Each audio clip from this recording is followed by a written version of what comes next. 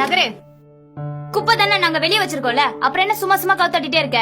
தாகமா இருக்கு, குடிக்க கொஞ்சம் தண்ணி குடுமா தங்கச்சி. வாட்டர் பாட்டில் இருக்கா? இருந்தா எடுத்துட்டு வா. வாட்டர் பாட்டில்லாம் என்கிட்ட இல்லையே. அப்பனா தண்ணி இல்ல, போய் பக்கத்து வீட்டுல கேளு, குடுப்பாங்க.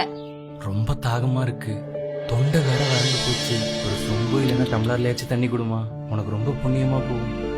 நாங்க யூஸ் பண்ற டம்ளர்ல இப்போ உனக்கு தண்ணி கொடுத்தா வச்சுக்கோயேன், அதே டம்ளர் நாங்க யூஸ் பண்ணும் போது எங்களுக்கு ஒரு மாதிரி அருவருப்பா இருக்காது? அது மட்டும் இல்லாம நீ கேட்டுக்குள்ள வந்து குப்பை வாரது எனக்கு சுத்தமா பிடிக்கலன்னு தான் நான் குப்பைய வெளியே எடுத்து வச்சிருக்கேன். இதுல உனக்கு என் வீட்டுல இருந்து தண்ணி தேவைப்படுதா? ஏங்க இப்படி எல்லாம் பேசுறீங்க?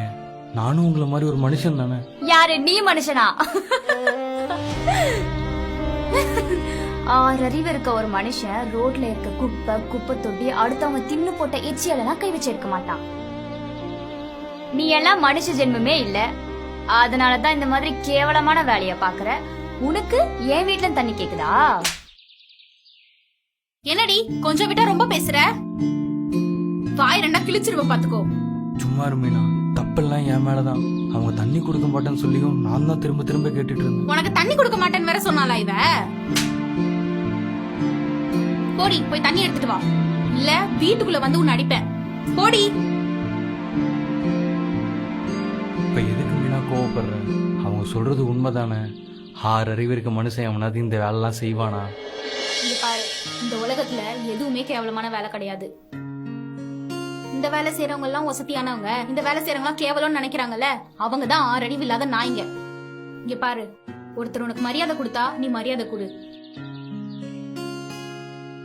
அடி உதவுற மாதிரி அண்ணன் தம்பி கூட உதவ மாட்டாங்கன்னு சும்மாவா சொன்னாங்க பெரியவங்க? இந்தாங்க அண்ணா தண்ணி.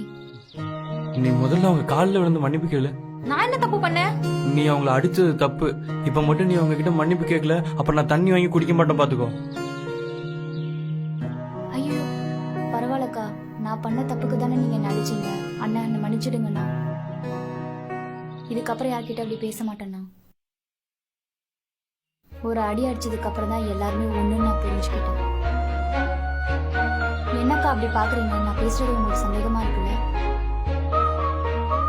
ஆனா இதுக்கு ஒரு வழி இருக்குக்கா, கட்டிப்புடி வழி. பாக்குறீங்களா?